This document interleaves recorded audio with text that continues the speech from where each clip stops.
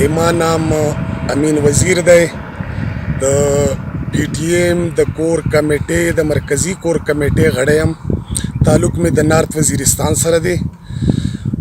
د موږ جلسه د نارت وزیرستان په 14 اپریل په 14 تاریخ د اتوار په ورځ د میرانشاه په مقام به وي انشاءالله.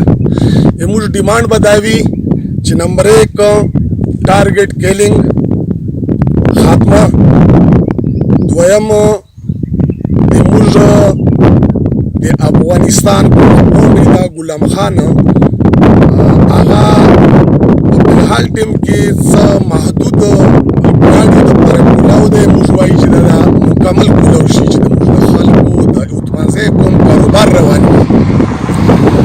دې نه علاوه د موږ متاثرین چې کوم په افغانستان کې دي هغې دا په پوره توګه انټري وشي، هغه دا وزیرستان ته انټر شي.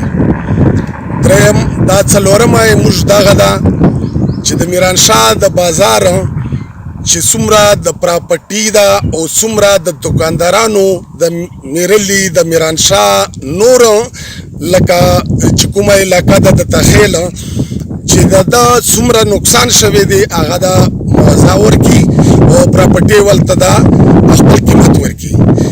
دې نه علاوه د موږ د کورم تنګي ډیم چې کوم دوی کار شروع دی په فلحال ټیم کې موږ وایي چې دا کار دی بند کی او کورم تنګي ډیم چې کومه منصوبه ده دا دی واپس واخلي، ولې چې هلته د موږ ډېر اتمانځی قوم پوره کوبلخیل قوم پوره ورسره ډوبېږي.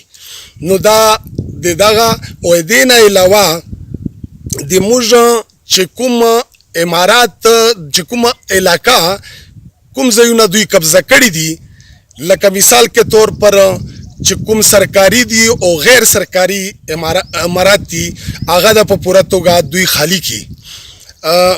وجه ده چې موږ بچي د 15-14 کاله چې کوم د وزیرستان جنګېدلی او وجنګېدو او وینه تله شوه پکې، نو موږ دا غواړو چې نور دی موږ دا خپل بچیان د تعلیم طرف ته مخ واړوي او تعلیم ته دا توجه ورکي، حکومت ته او ریاست ته موږ ته هغه بچیانو ته دغه بلډینګونه کالجونه چې په کوم ځای باندې دوی قبضه ده هغه دې خالي کړي. او دې نه علاوه چې کوم په پرایویټ کورونو باندې په ځایونو په کلیو باندې دوی قبضه ده هغه د خالي کړي، ولې چې موږ خلک په خیمو کې وخت تېروي او هغه کورونو باندې دوی قبضه کړې ده. نو دا د موږ څو ډیمانډ دي او دا به وي.